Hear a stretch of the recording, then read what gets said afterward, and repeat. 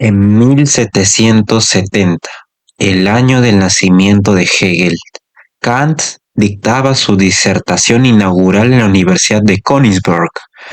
El mismo año nacían los poetas Hölderlin y Wordsworth.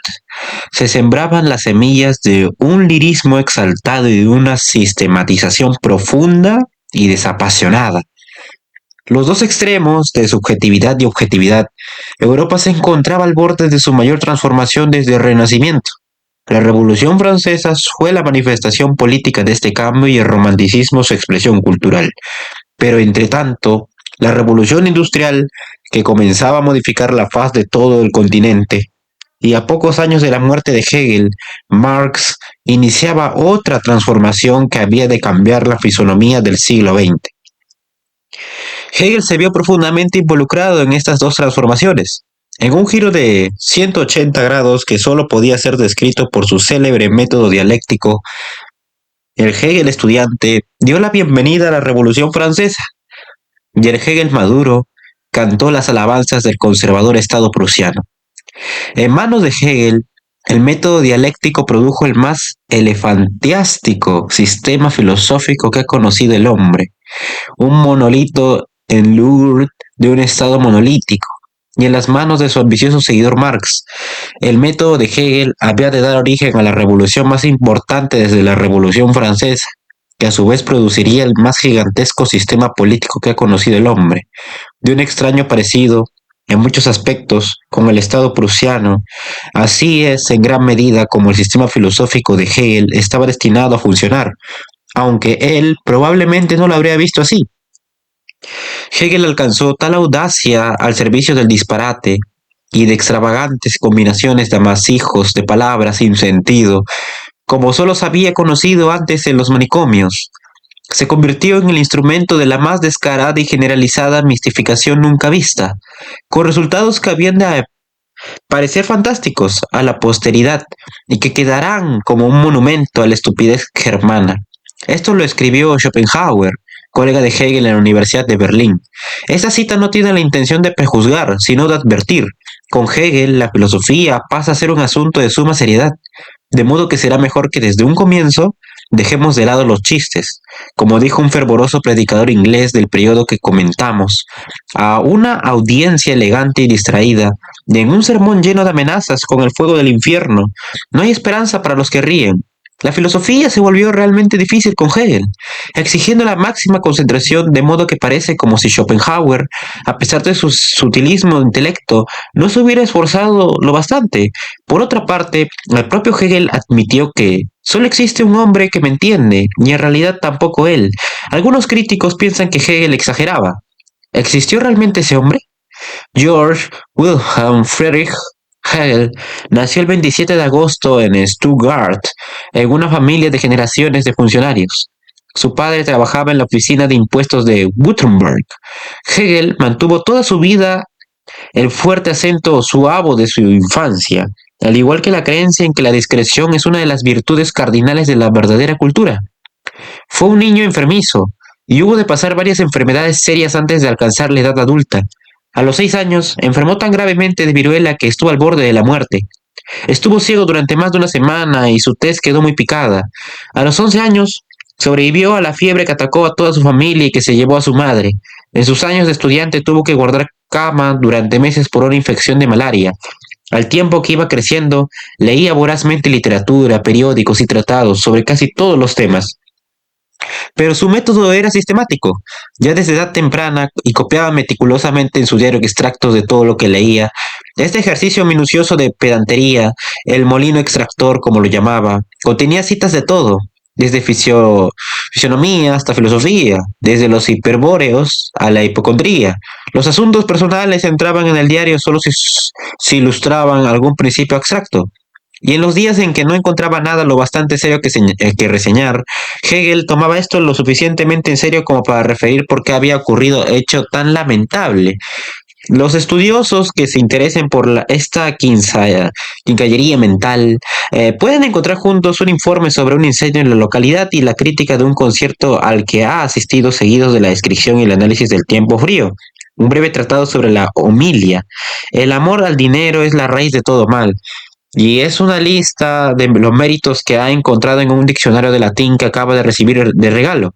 Un profesor observa, compone una oración en latín, argumenta en contra de dictar un tema en alemán para ser transcrito al latín, anota su horario escolar al margen, dice que él y sus amigos han visto unas chicas bonitas, hace anotaciones sobre Virgilio y Demóstenes, expresa su curiosidad acerca de un reloj musical y un atlas de las estrellas, y el domingo estudia trigonometría.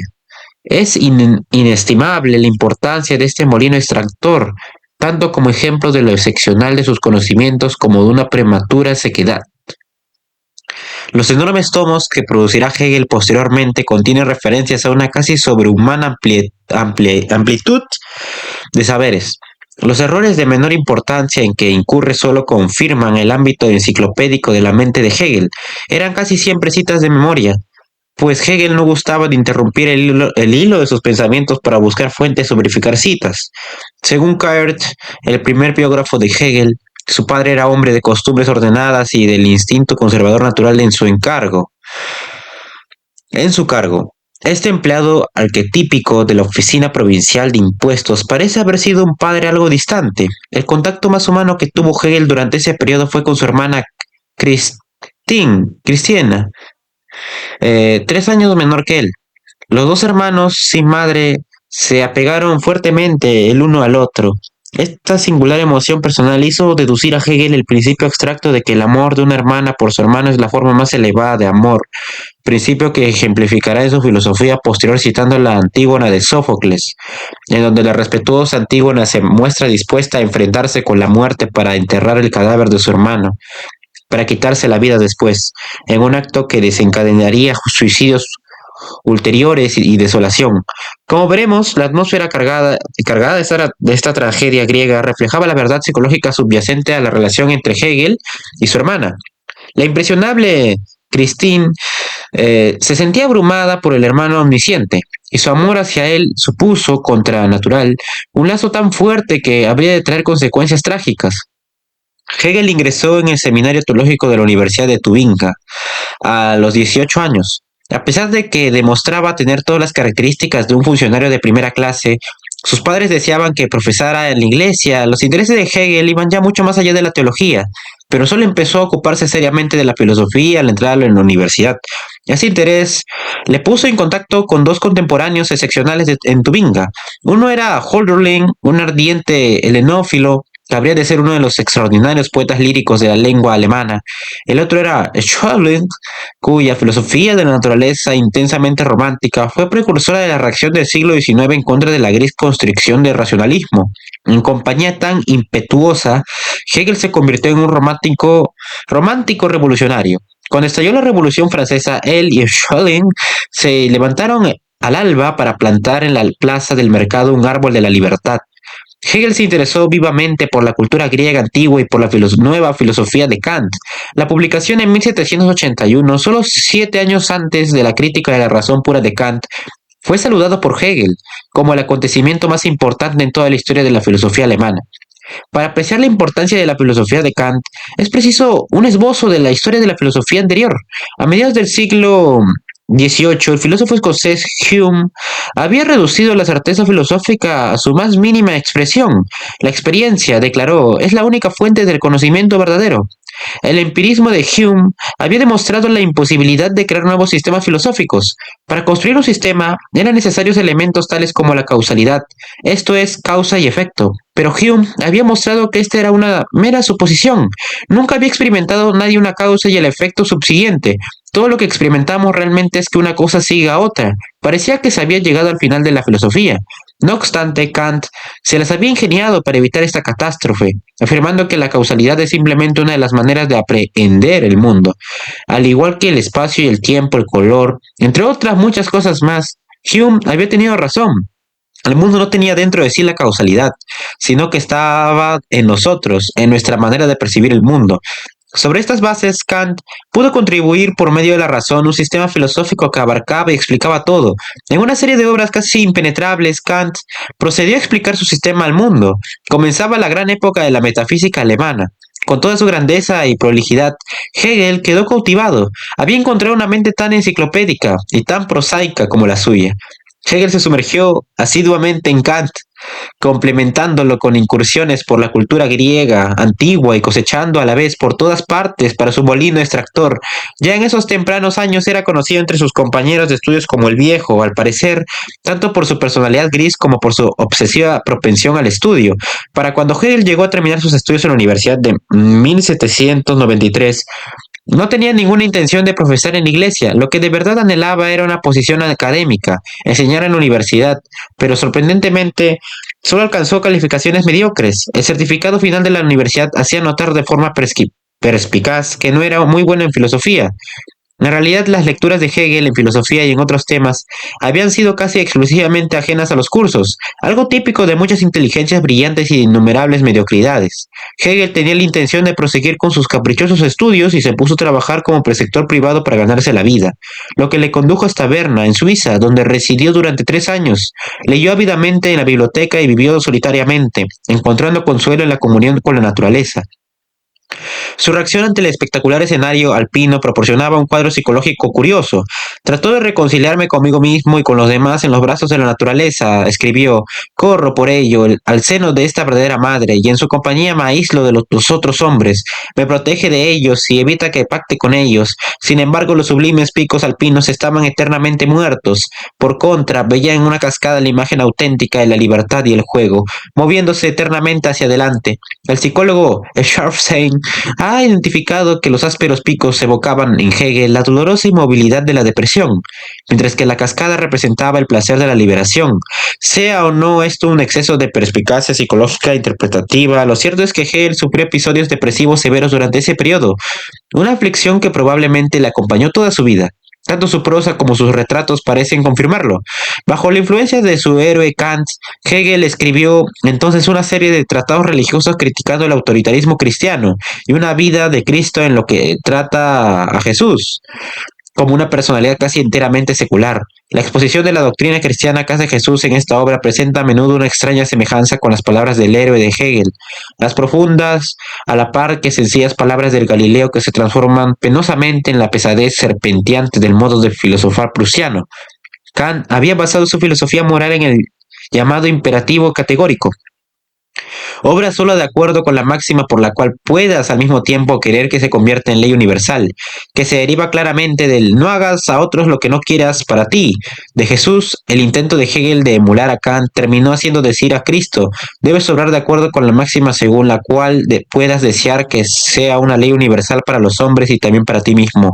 La versión de Jesús que hizo Hegel era pedestre tanto en estilo como en contenido, una transformación radical y sin brío que más tarde habría de lamentar.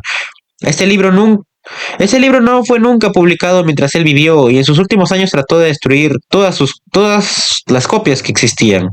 En 1796, su amigo Hölderlin le escribió un trabajo de preceptor en Frankfurt, donde el poeta vivía a la sazón.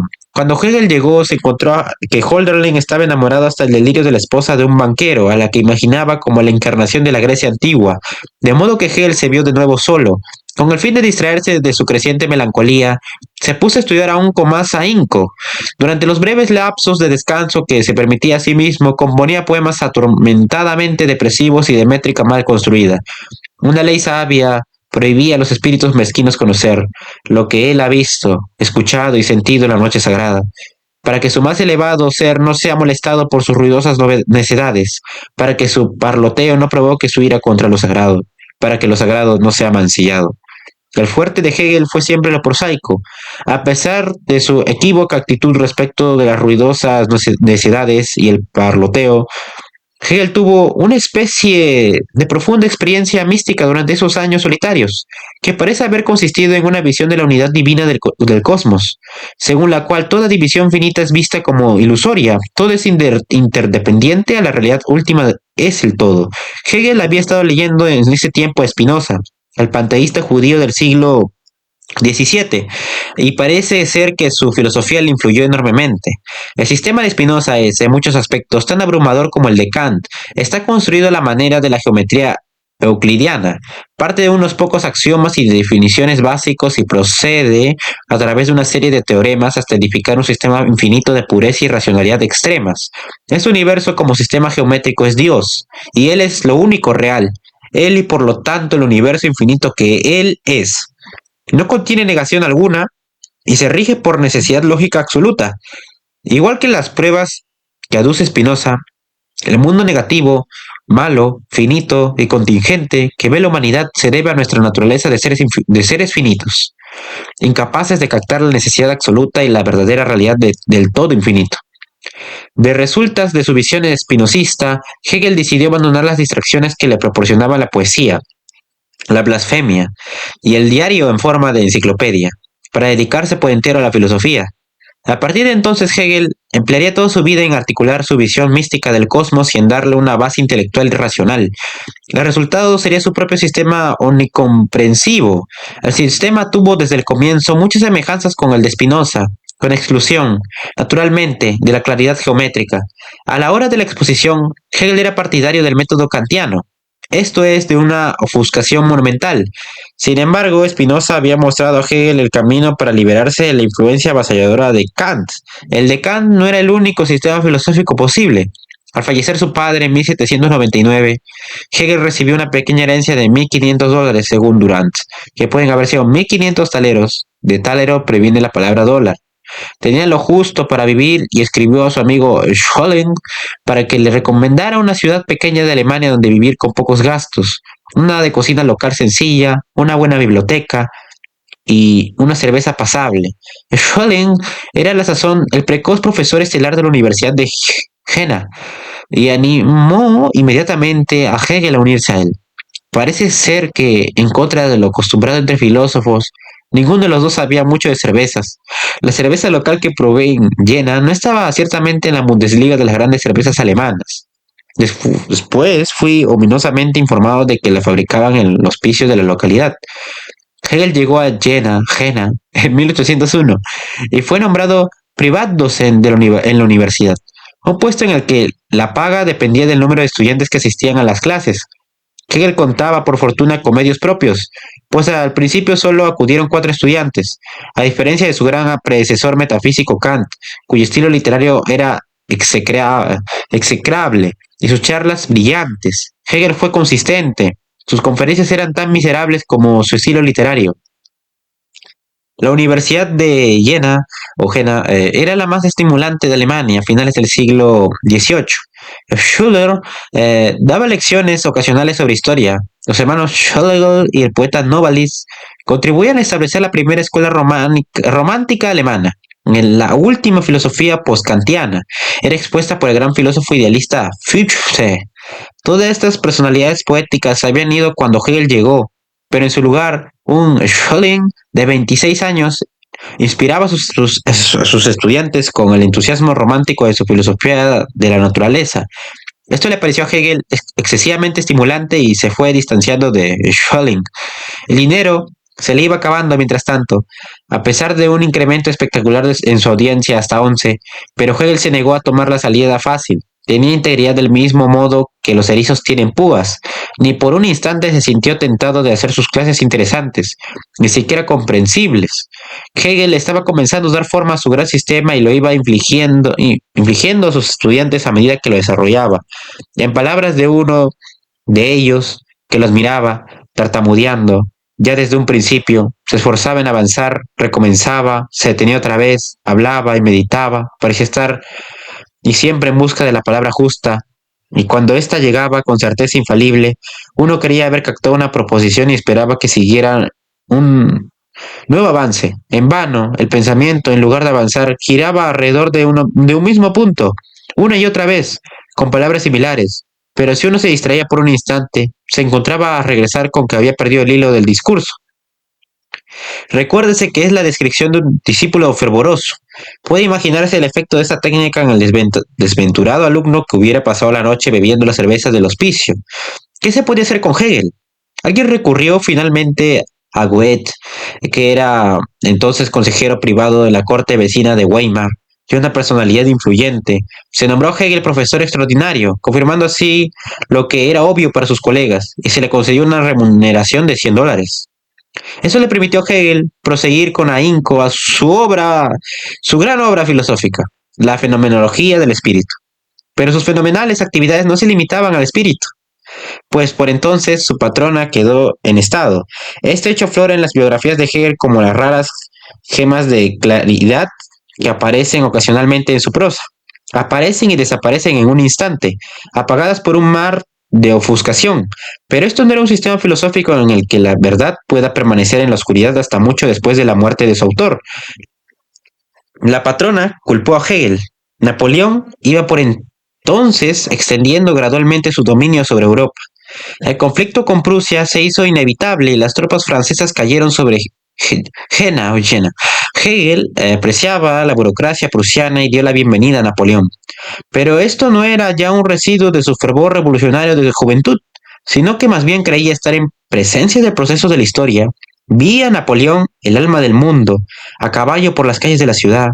Al día siguiente, los soldados franceses se dedicaron al pillaje y a incendiar las casas de su calle. Y Hegel hubo de buscar refugio en la casa de un profesor vecino, con el manuscrito de la fenomenología del espíritu en el bolsillo de su chaqueta. A juzgar por el tamaño de esta obra, ha debido llevar una chaqueta muy grande. Allí Hegel dio fin a las frases finales de su obra maestra.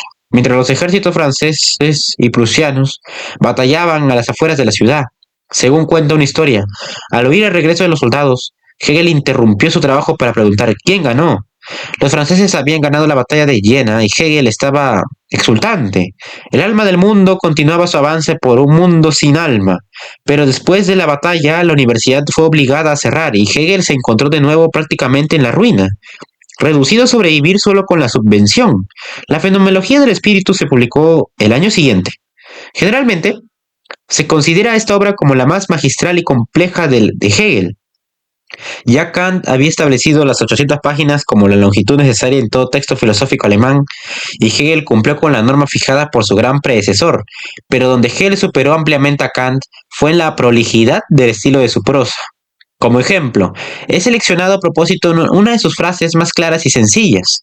Mientras tanto, puesto que el espíritu no es una entidad simple y abstracta, sino un sistema de procesos en el que se distingue a sí mismo en momentos, aunque en el propio distinguirse permanece libre y separado, y así como el espíritu articula su cuerpo como un todo en una diversidad de funciones y destina una parte determinada del cuerpo por una sola función, así también puede uno representarse a sí mismo el estado fluyente de su existencia interna, su existencia en sí, como algo articulado en partes, y así sucesivamente.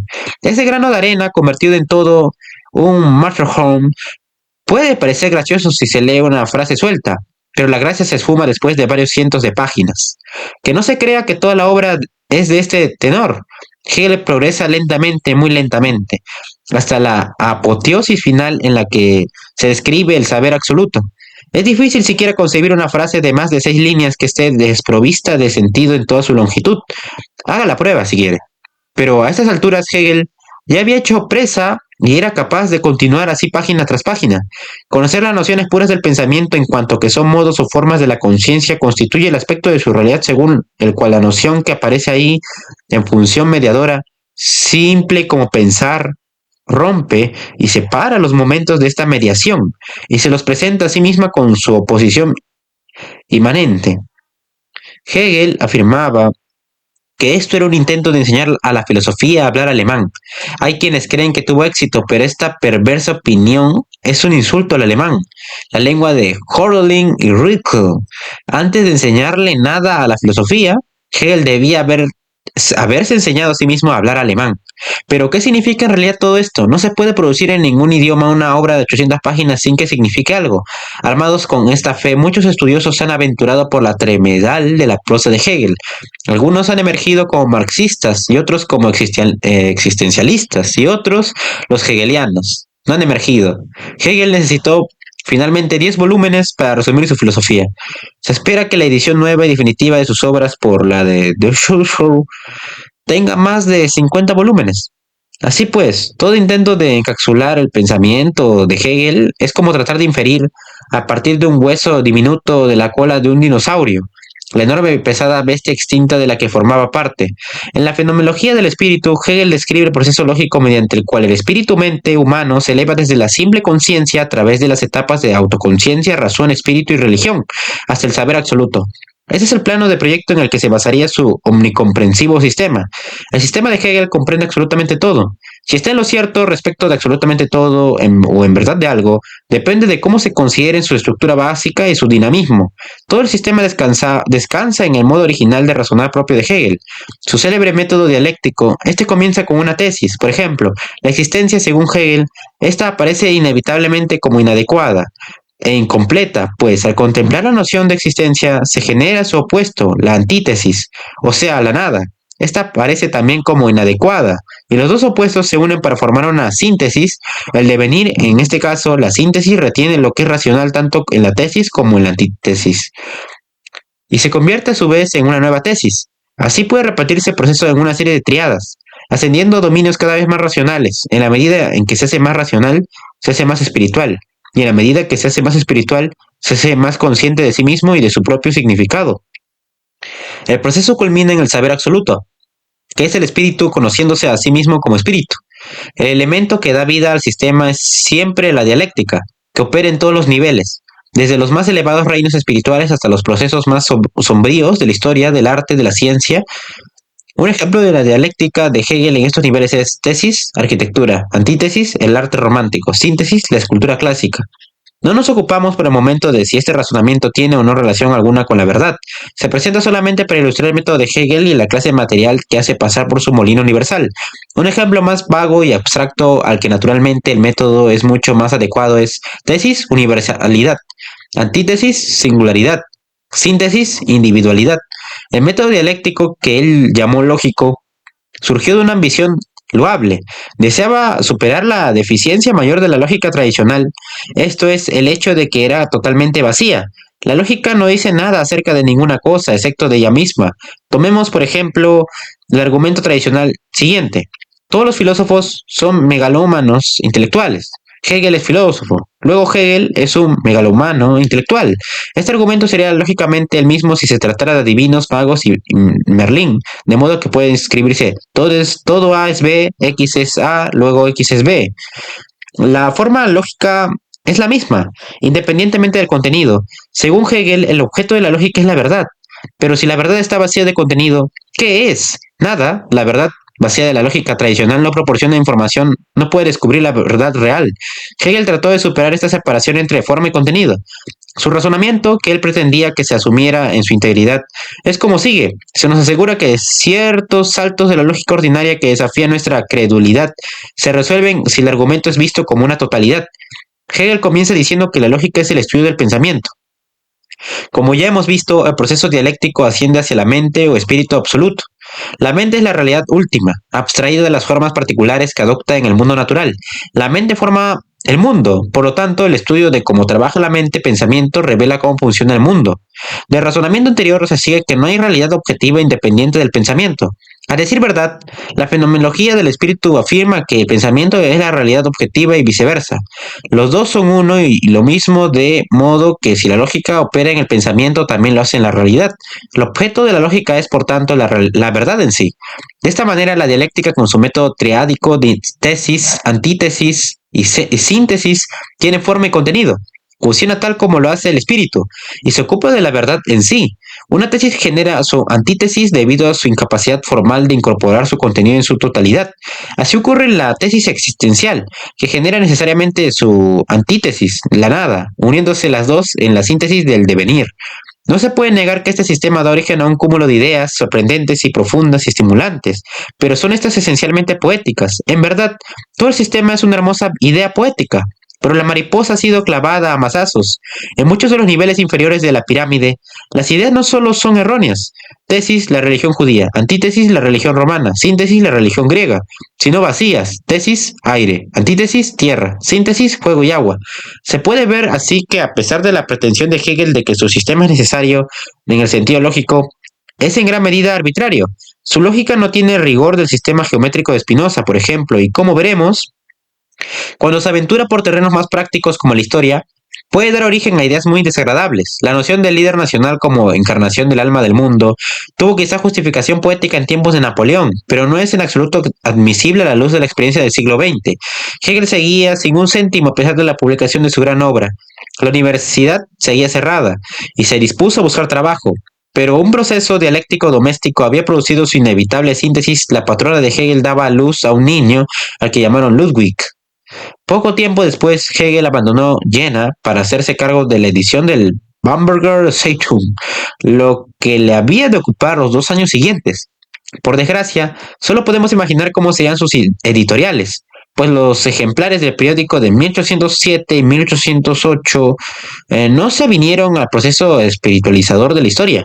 Posteriormente, Hegel fue nombrado director de un gymnasium en Nuremberg a la edad de 38 años, cargo que mantendría durante los 8 años siguientes, el que le proporcionó el tiempo libre necesario para proseguir con su obra filosófica. Para entonces, hacía tiempo que había abandonado la tesis de la liberación revolucionaria y abrazado con entusiasmo su antítesis. Era perfecto para el puesto de director de la escuela, pues afirmó: el ideal de toda educación es extirpar las imágenes, pensamientos y reflexiones individuales que pueda tener el joven y formar el pensamiento, tanto como la voluntad, debe comenzar por la obediencia. Al igual que muchos directores de escuela no interesados en su trabajo o simplemente perezosos, era un ordenancista quien molestará al rector Hegel en su despacho. Sabía que lo hacía a su riesgo. Uno de sus alumnos relata: yo y otro fuimos enviados ante él para presentarle las quejas de los alumnos. ¿Qué acogida tuvimos? No sé ni cómo pudimos bajar las escaleras. Entonces sucedió otra sorprendente antítesis. Hegel se enamoró.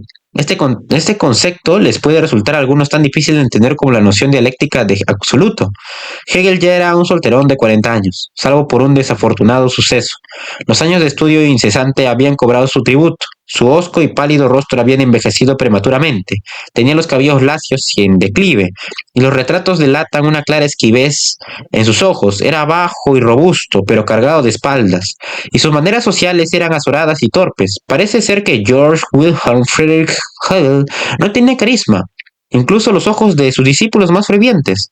La muchacha de la que se enamoró, Mary von Tuchon, venía de una vieja y respetable familia de Nuremberg, y solo contaba 18 años de edad. Mary era amiga de Jean Paul, el popular novelista de comienzos del romanticismo, y creía en las ideas románticas del sentimiento y el gesto impulsivo. Hegel le dedicó pesados poemas en los que analizaba laboriosamente la naturaleza dialéctica del amor. Hasta en sus citas, Hegel seguía siendo el director de escuela, adoptando a menudo un tono crítico respecto de las veleidosas ideas románticas de Mary. Después trataba de disculparse por carta. Confieso que cuando debo condenar ciertos principios, pierdo con excesiva rapidez la noción de la medida en que estos están presentes en un individuo en particular. Tú en este caso, y que tiendo a tomarlos demasiado en serio porque veo en ellos su valor y consecuencias universales, algo que tú no ves y que en realidad para ti no son como yo digo. Uno se pregunta qué habría dicho si ella hubiera plantado un árbol de la libertad en la plaza del mercado como él había hecho a su edad, pero qué del hecho de que Mary parece haber correspondido al amor de su anticuado cascarrabias. Se casaron en 1811, en un alegre acontecimiento social, ligeramente estropeado por la aparición inesperada de la patrona de Hegel en Jena, que montó una escena, blandiendo indignada un papel que según ella contenía la promesa escrita del matrimonio que le había hecho Hegel. Según reza un relato, fue apaciguada e indemnizada. Otra vieja llama no fue apagada tan fácilmente. La hermana de Hegel, Christine, al saber del matrimonio de su hermano, sufrió un ataque de nervios, descrito en la jerga insensible y machista de la época como de melancolía hipocondríaca con accesos de histeria. Christine había estado trabajando como gobernanta y no había llegado a la idea de casarse. Su rechazo a un pretendiente había acabado en nerviosismo, acompañado de una conducta extraña. Hegel le ofreció vivir con ellos, pero los violentos celos de Christine hacia la esposa de Hegel se lo impedían. Se fue a vivir con un pariente, pasando todo el día en un sofá, chillando y vociferando, según el pariente, que expresaba un profundo desagrado hacia su hermano y un odio profundo hacia su esposa. Su estado se deterioró hasta el punto que tuvo que ser internada en un asilo donde permaneció un año. Hegel Mantuvo su imperturbabilidad acostumbrada, pero seguramente le alarmó la inestabilidad mental de su hermana. Continuaron los episodios depresivos que cierta vez describió como un deceso a regiones oscuras donde nada es firme, determinado y seguro, donde donde por todas partes estallan resplandores, pero próximos a abismos. Contó cómo tuvo conciencia primera de su filosofía y dijo que todo ser humano que pasa por ese trance experimenta el momento nocturnal de una contradicción de su naturaleza, y a través de esos desfiladeros se siente empujado, fortificado y con la certeza de estar seguro consigo mismo y seguro en su vida diaria. Y si ya no es capaz de satisfacerse con esto, seguro en una existencia interior noble, los psiquiatras se han referido frecuentemente al anhelo de protección o seguridad, que anima gran parte del pensamiento inclusivo, incluso del abstracto. La filosofía de Hegel, que nacía de un impulso profundo, puede muy bien reflejar la honda división interna de su psique. Este tipo de especulación pudiera ser risible si no fuera por la naturaleza misteriosamente esquizoide con curación subsiguiente de su proceso dialéctico, que para él el modo en que trabaja el espíritu, a pesar de todas las dificultades, el matrimonio de Hegel fue, por lo que se sabe, feliz. Mary dio luz a dos hijos, Karl e Immanuel. Se les unió más tarde su tercer hermano, Ludwig, que fue a vivir con la familia tras la muerte de su madre en Jena. El arreglo no funcionó bien. A pesar de las buenas intenciones de Hegel, pues a Ludwig le consumía el resentimiento. Heredó al parecer una buena parte de la inteligencia de su padre, siguiendo sus pasos. Fue un estudiante radical. Quería estudiar medicina, pero Hegel insistió en que se dedicara al comercio. Ludwig se fue de casa y se alistó en la Legión extranjera holandesa. Le enviaron a las Indias Orientales, donde enfermó de fiebres y murió. Fue durante ese periodo cuando Hegel escribió su segunda gran obra, La ciencia de la lógica. Este gran texto Magniloquum Opus se caracteriza por estar casi totalmente desprovisto de los dos temas mencionados en el título. Por ciencia entiende Hegel la metafísica, la auténtica antítesis de la física, y por lógica su método dialéctico. Si uno admite que el método dialéctico es lógico, su sistema es en verdad el más rígidamente estructurado, comprensivo y brillantemente razonado que se haya concebido nunca. Si no se admite, uno se siente muy tentado al ver todo el asunto como una aberración metafísica. Según esta opinión, Hegel debería haber titulado esta obra como La metafísica de la metafísica, lo que habría indicado mejor cuál es su contenido. En la ciencia de la lógica, Hegel no trata de esta última, sino que ocupa de los conceptos que utilizamos a razonar lógicamente. Esto es las categorías de Kant: ser, cantidad, relación. La más importante para Hegel es la de relación. La relación más universal es la de contradicción. Así comienza el proceso dialéctico de tesis, antítesis y síntesis, como ya hemos visto. Hegel cree que el pensamiento es la realidad última y que el método dialéctico, al regir el proceso del pensamiento, rige también la realidad. Esta era para Hegel la ciencia de su lógica. Todo está sujeto al método dialéctico. La ciencia de la lógica revela la diferencia fundamental entre Kant y Hegel. Kant estaba totalmente capacitado para escribir un libro sobre ciencia y lógica, siendo como fue un científico original y un lógico brillante. Hegel, por su parte, adoptó el método histórico a la filosofía.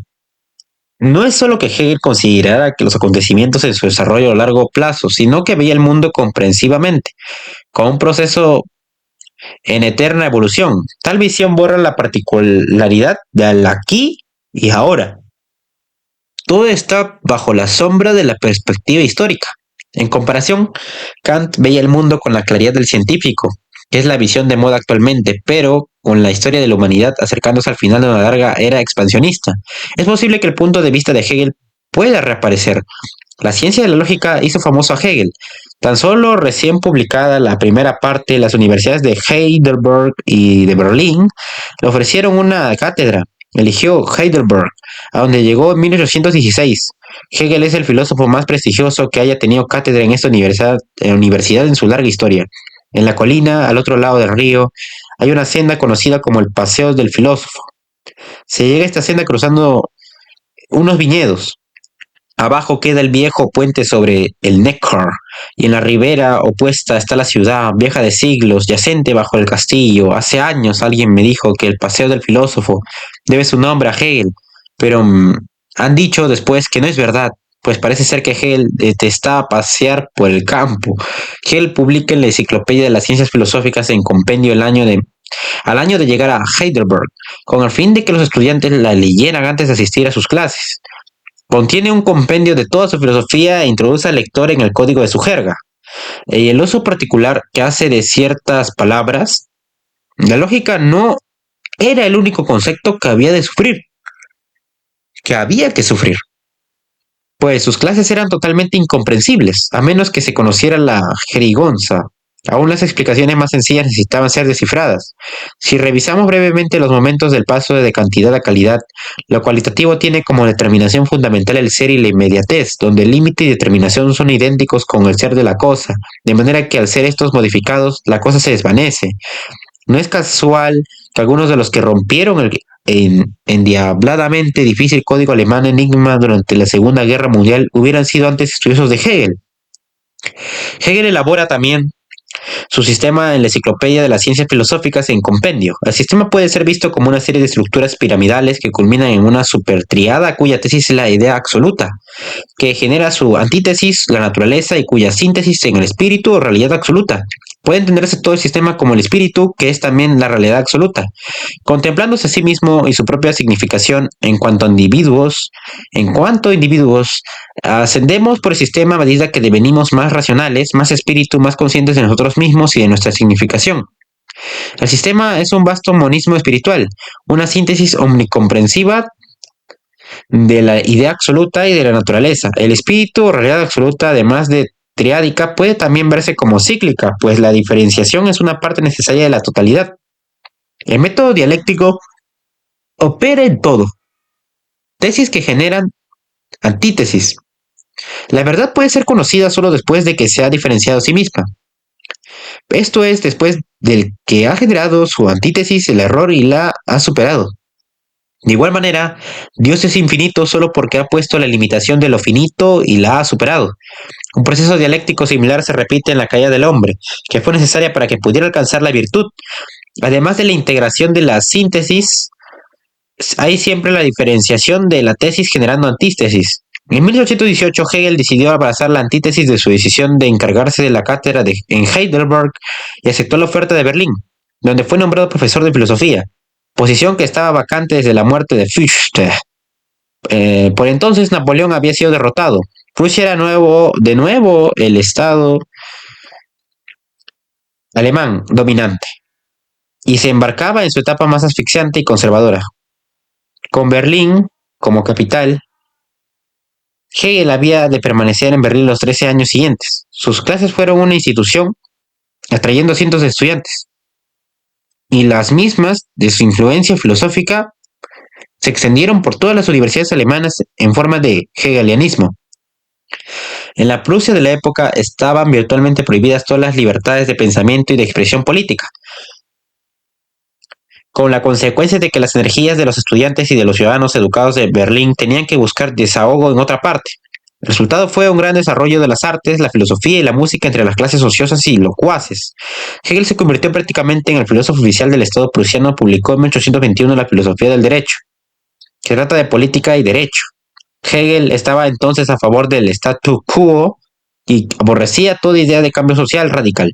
La dialéctica básica de su nueva obra era tesis, leyes abstractas universales, antítesis, conciencia personal, síntesis, ética de la sociedad. Hegel pensaba que la sociedad debe basarse en los valores de la familia y de las profesiones establecidas. Sin embargo, y de forma sorprendente, el Estado que tenía en mente estaba más próximo del modelo británico de la época que del prusiano. Comprendía un gobierno parlamentario, una monarquía de poderes limitados, el juicio conjurado, la tolerancia de la opinión disidente, en especial la religiosa y la de los judíos. Por cuanto sé, Hegel estaba libre de todo sentimiento antisemita, sentimiento que estaba socialmente aceptado en la sociedad prusiana del momento y que alcanzó proporciones epidémicas. Mientras tanto, Hegel continuaba haciendo lo que mejor sabía, esto es dejar perplejos a los serios estudiantes que colmaban sus aulas. Con su cajita de rapé cerca de él, en el atril, y su gran cabeza de cabellos lacios inclinada, revolvía torpemente sus folios de notas, buscando páginas hacia atrás y hacia adelante, a la vez que, dubitativo, soltaba largas ristras de cláusulas matizadoras abstrusas.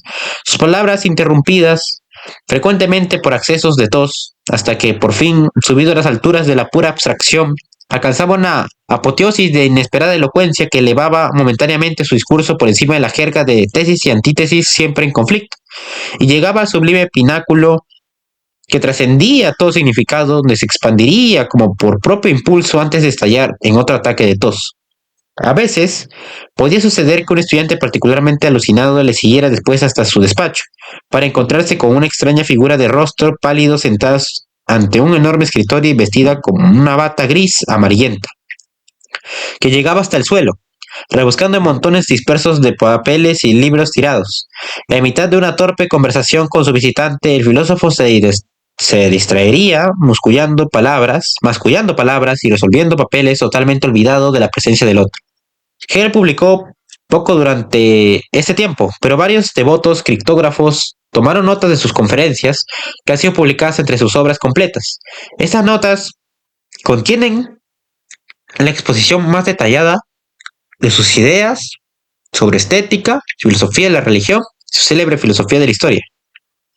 Su intento de reducir la historia a un proceso dialéctico, una pseudoidea que había de regresar con creces en las obras de su seguidor Marx, asigna un propósito a la historia, la voluntad de Dios para Hegel y la consecución de la utopía comunista para Marx.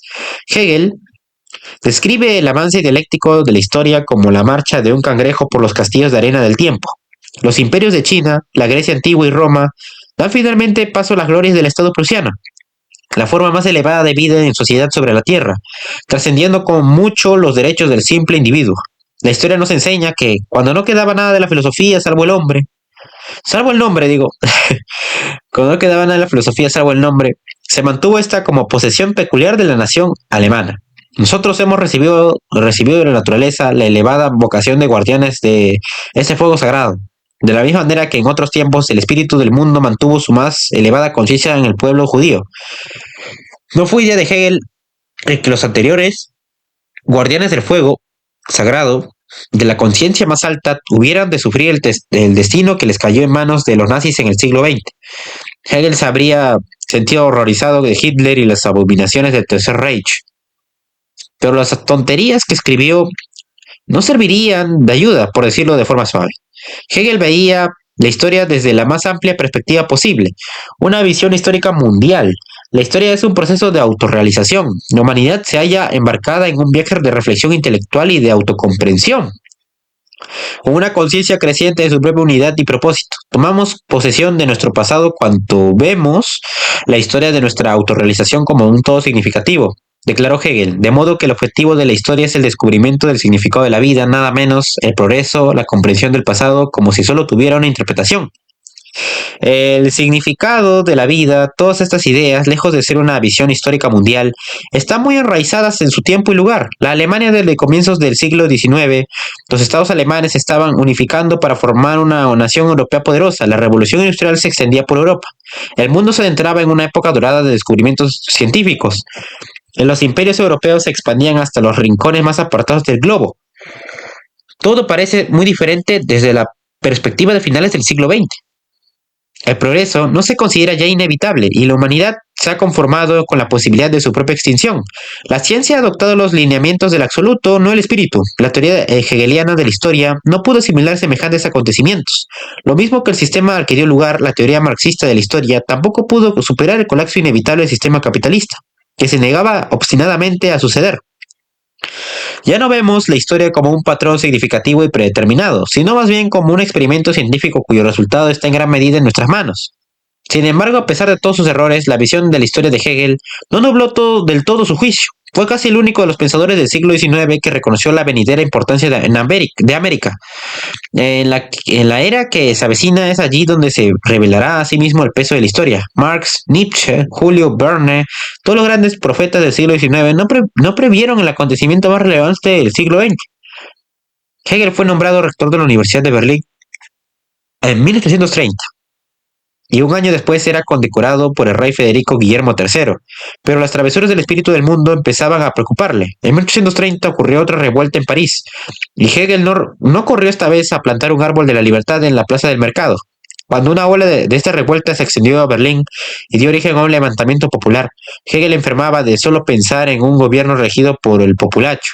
Un año después escribió un artículo en el Diario del Estado prusiano, criticando la ley de reformas que se estaba discutiendo en el Parlamento británico y aireando sus opiniones acerca de la democracia británica. En opinión de Hegel, la Constitución británica era simplemente un caos, comparada con las instituciones racionales del Estado prusiano. El gobierno popular, incluso con las limitaciones severas con que era practicado en Gran Bretaña en la época, era un claro impedimento al baile de vals del espíritu del mundo, la dialéctica azul. El gobierno ni siquiera debería tratar de expresar la voluntad del pueblo. Las gentes no saben nunca lo que quieren, pero hasta esto era demasiado revolucionario para las autoridades prusianas y la segunda parte del artículo de Hegel fue censurada. En 1831 se extendió a Berlín una epidemia de cólera que se había desatado por toda Alemania y Hegel se trasladó fuera de la ciudad durante el verano a una casa en la campiña vecina, pero nada, ni siquiera el cólera podía mantenerle alejado de su amada aula. Regresó en noviembre a la ciudad y dictó las primeras dos clases, con un fuego y una energía en la expresión que sorprendieron a sus oyentes. Su biógrafo Rosenkranz atribuyó esta atípica elocuencia a los efectos iniciales del cólera. El tercer día cayó enfermo, y el día siguiente, el 14 de noviembre de 1831, murió en paz mientras dormía, sin darse cuenta siquiera de que su vida peligraba. Fue enterrado, como deseaba, al lado de Fichte, su tumba que puede visitarse en el cementerio de Dorstadt, justo al norte del centro de la ciudad. Es considerada hoy como un monumento nacional. Tan pronto como su hermana, Christine, supo de la muerte de Hegel, comenzó a escribir un relato de su infancia juntos. Lo envió a la viuda y poco después se ahogó adentrándose en un río. 5 años más tarde llegaba Karl Marx a estudiar a Berlín y era iniciado en la obra de Hegel. Después de absorber las tesis principales de las ideas de Hegel y de reaccionar en su contra, sintetizó su filosofía del materialismo histórico, en absoluto lo que Hegel había tenido reservado en su mente para el espíritu del mundo. Hegel deseaba ser tomado muy en serio, y su deseo se hizo realidad. El antídoto filosófico del hegelianismo se extendió por toda Europa, inmunizando contra el pensar filosófico a departamentos enteros de filosofía en las universidades. El hegelianismo, con su sacralización del status quo, era justamente lo que se necesitaba en la Alemania guillermina y en la Gran Bretaña victoriana. Un himno tan glorioso y confuso al Estado burgués habría seguramente tenido que ser inventado si Hegel no se hubiera tomado el inmenso trabajo de crearlo. La filosofía de Hegel cumplía con todos los requisitos de la época: disciplina y orden, la fe en el trabajo duro por sí mismo, la naturaleza edificante del sufrimiento, la creencia en un sistema rígido cuyos fundamentos metafísicos estuvieran más allá de toda comprensión. Todo esto se pedía de los lectores de Hegel, por no hablar de las clases medias de finales del siglo XIX. El sistema profundo, omnicomprensivo de Hegel se asemejaba a un colosal juego de avalorios, un juego intelectual atractivo para muchas de las mejores mentes de la época.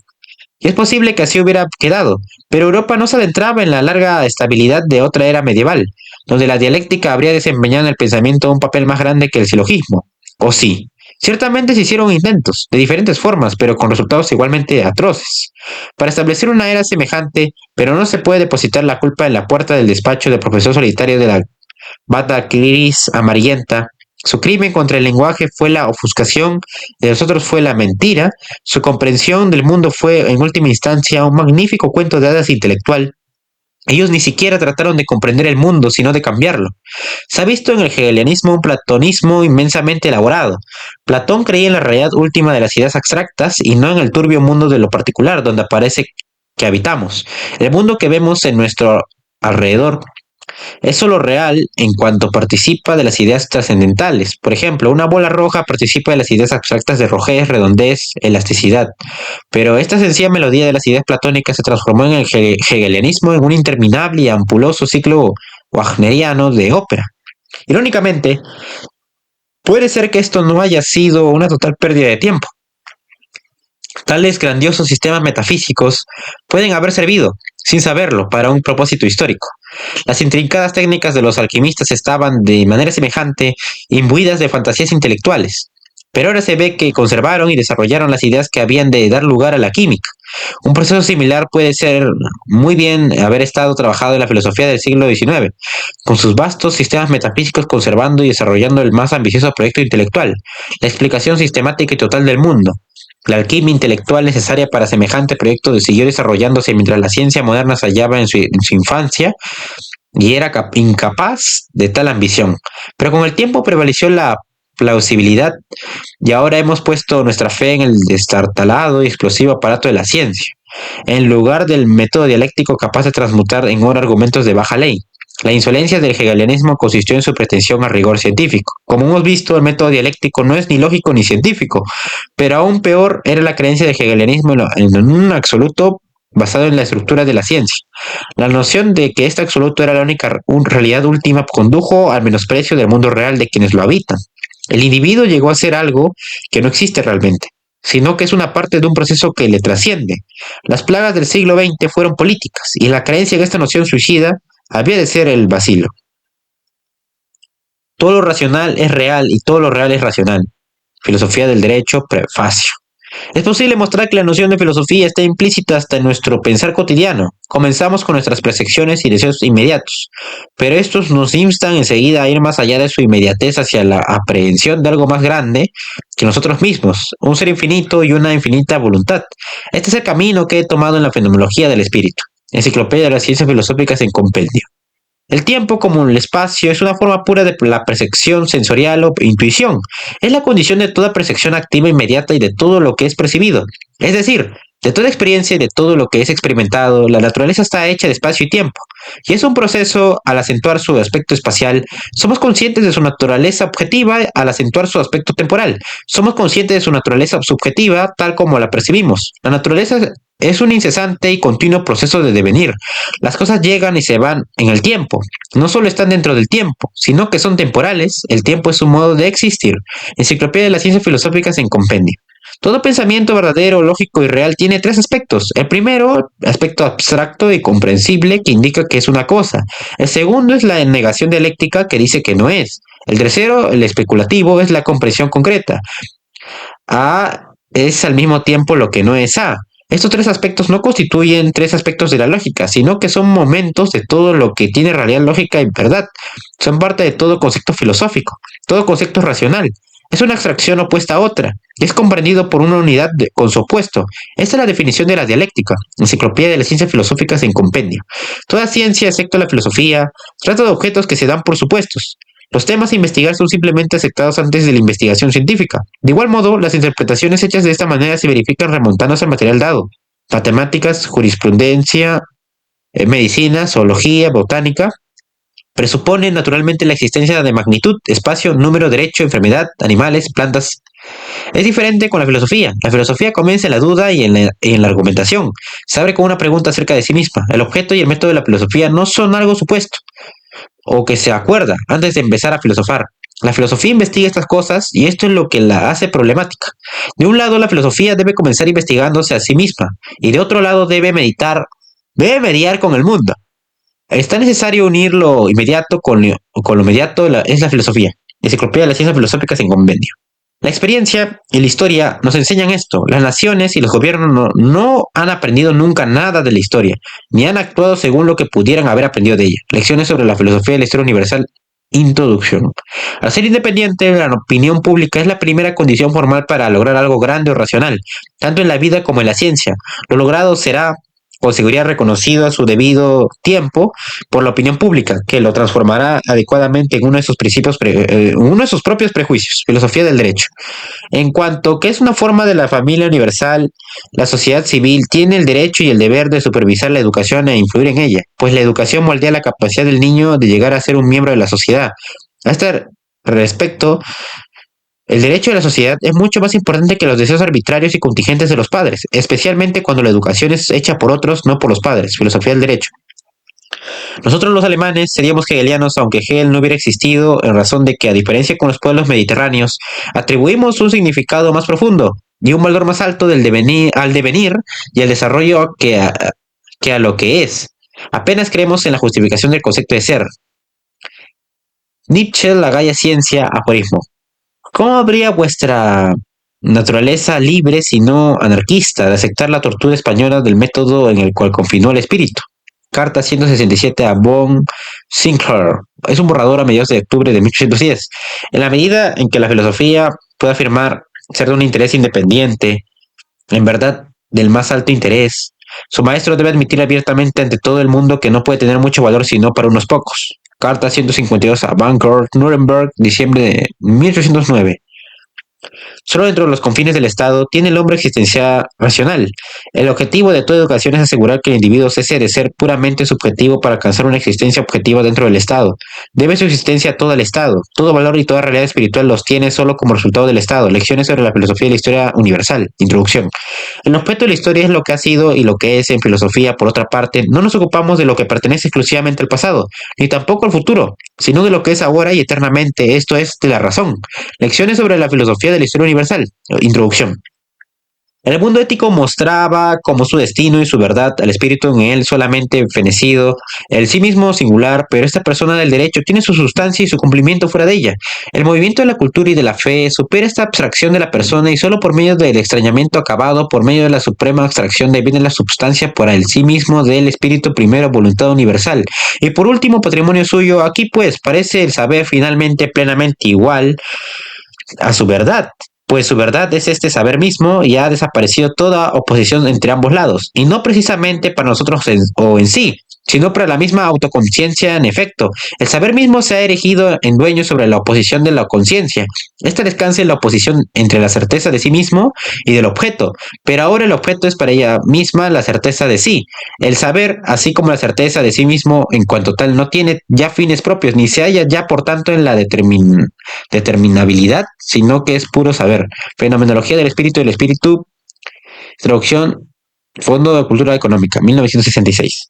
El elemento de existencia del espíritu universal, que es en el arte intuición e imagen, en la religión sentimiento y representación, en la filosofía pensamiento puro y libre, es en la historia universal la realidad espiritual en toda su plenitud de interioridad y exterioridad. Es un tribunal de justicia, puesto que en su universalidad, en sí y para sí, lo particular, esto es, los hogares, la sociedad civil, los espíritus de los pueblos, son en su diversa realidad solo el ideal, y el movimiento del espíritu lo manifiesta en ese elemento.